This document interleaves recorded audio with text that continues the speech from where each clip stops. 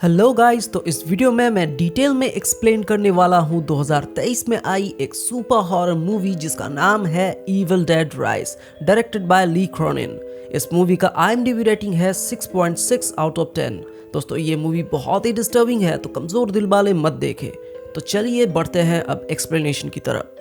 तो कहानी शुरू होता है एक सिंगल मॉम, उसके दो टीनेज लड़का लड़की और एक छोटी सी बच्ची और एक बहन के साथ, जो एक अपार्टमेंट में रहते हैं। मॉम का नाम एली है और उसकी बहन जो बाहर से आती है उसका नाम बेथ होती है। लड़के का नाम डैनी और लड़की का नाम ब्रिज और छोटी बच्ची का नाम कैसी होता है। एली अपने बेटे डैनी को कार लेकर पिज्जा लाने को कहती है और डैनी बाकी बच्चों को लेकर चला जाता है। अब बेथ एली से बात करता है। वो पूछती है कि एली की पति जब उसको छोड़ के चला गया था तो उसने कॉल क्यों नहीं किया। तो एली कहती है कि मैंने तुम्हें 2 बार कॉल किया था पर तुमने उठाया नहीं। और वो दोनों आपस में बात करते हैं और तभी वहाँ अर्थक्वेक से सब हिलने लगता है और बच्चे लोग नीचे पार्किंग एरिया में होता है और वहाँ अर्थक्वेक के वजह से नीचे एक बड़ा सा गड्ढा हो जाता है और अर्थक्वेक थम जाने के बाद डैनी उसके अंदर जाता है। वहाँ एक हिडन रूम था। वहाँ डैनी को एक म्यूजिक डिस्क और एक किताब मिलता है जो वो लेके अपने घर आता है और खोलने की कोशिश में उसका उंगली कट जाता है और उस किताब के ऊपर उसका खून गिर जाता है और तभी किताब खून को सोख लेता है और किताब अपने आप खुलने लगता है और उस किताब में बहुत डिस्टर्बिंग और डरावने स्केचेस होते हैं जो लगता है कि खून से बनाया गया हो। और ब्रिज डर के उसे बंद कर देता है और डैनी को कहता है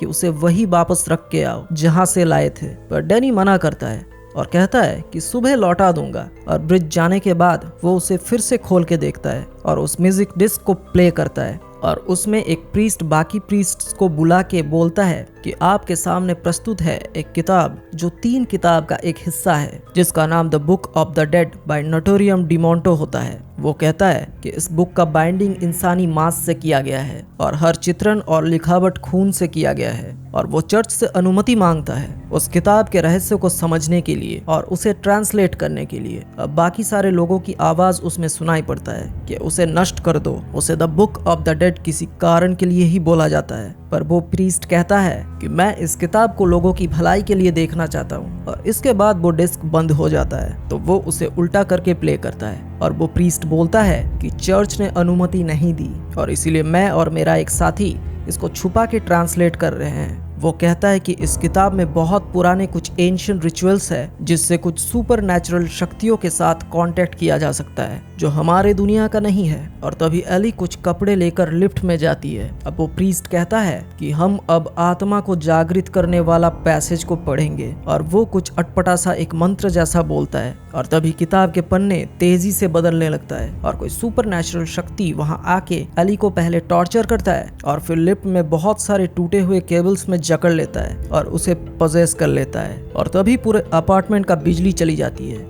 और पोजेस्ड एली घर के अंदर आती है और घर जाके एक पैन में बहुत सारे अंडे को फोड़ने लगती है और कहती है कि मुझे एक बहुत अच्छा सपना आया था। हम जंगल में थे, दिन बहुत सुहाना था और मैं बस यही सोच रहा था कि मैं कितना चाहता हूँ कि तुम सबको काट के खोल दूं। और हंसने लगती है और फ्राई पैन को गिरा देती है और कहती है कि वो मेरे अंदर है और अजीब तरीके से उल्टी करने लगती है और ये देख के सब बहुत डर जाता है और कहती है कि बेथ मेरे बच्चों को मत ले जाने देना और बेहोश हो जाती है। अब बेथ उसे हॉस्पिटल ले जाने की कोशिश करती है पर लिफ्ट और सीढ़ी दोनों टूटा हुआ होता है और बाकी सबको लगता है कि वो अब मर चुकी है। अब बेथ एली के पास बैठी रहती है, तभी उसके फोन बजने लगता है और उसमें एली के मैसेज होता है जिसमें वो कहती है कि मेरी मदद करो, मैं जिंदा जल रहा हूँ यहाँ। और बेथ पलट के देखती है तो एली उसकी तरफ देखती है और बेथ डर जाती है और एली उठ जाती है तो बेथ उसे छूती है और देखती है कि उसे बुखार है तो वो उसे बाथटब के पानी में लिटा देती है और तभी एली को कुछ होता है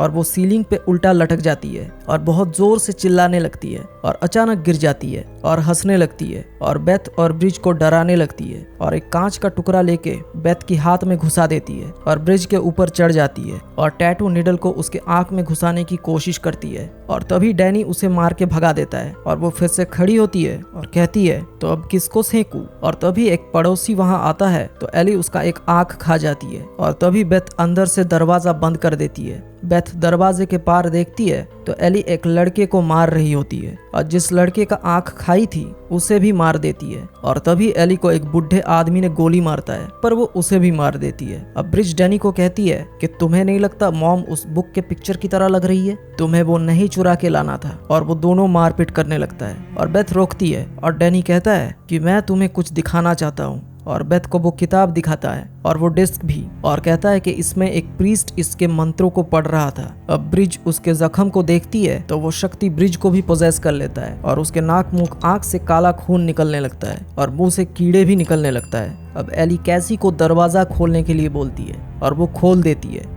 पर बेथ आके रोकती है। अब ब्रिज पूरी तरीके से पोजेस्ड हो चुकी है और वो एक ग्लास को खाने लगती है और बेथ को कहती है कि मुझे मेरे पेट के अंदर कोई गंदगी पसंद नहीं, क्या तुम्हें है? ऐसा वो इसलिए कहती है क्योंकि बेथ प्रेग्नेंट होती है और कह के हंसने लगती है और एक ग्रेटर से बेथ की पैर छील देती है और बेथ उसे मारता है तो वो डैनी के पीछे पड़ जाती है और वो जब कैसी को मारने जाती है तो कैसी उसके मुंह में एक डंडा घुसा देती है और ब्रिज गिर जाती है। अब बेथ कहती है कि मैं उस डिस्क को सुनना चाहती हूँ, शायद उसमें ये कैसे रोकना है बताया गया हो, और वो फिर से उस डिस्क को प्ले करते हैं और अब सिर्फ बेथ ही उसे सुनती है। अब वो प्रीस्ट बताता है कि 2 रात हो चुका है मुझे उस मंत्र को पढ़े हुए, मेरी जिज्ञासा और दूसरी तरफ संपर्क करने की कोशिश मुझे और गुमराह नहीं कर सकता। मैं ये आखिरी रिकॉर्डिंग कर रहा हूँ चेतावनी की तरह, जो भी दूसरा कोई इसके संपर्क में आएगा इसको नष्ट नहीं किया जा सकता। अगर तुम्हें मिले तो उसे हमारे सीक्रेट वॉल्ट में दफन कर दो। मैंने जो मंत्र पढ़ा उससे एक शैतानी चीज आजाद हो चुका है जो बहुत भयानक है।